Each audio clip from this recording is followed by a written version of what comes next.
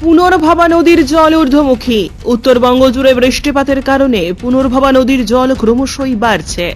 সোমবার সকাল থেকে পুনর্ভবা নদীর জল বৃদ্ধি পাওয়ার পর থেকে গঙ্গারামপুর পৌর এলাকার বিভিন্ন ওয়ার্ডে জল প্রবেশ করতে শুরু করে দিয়েছে।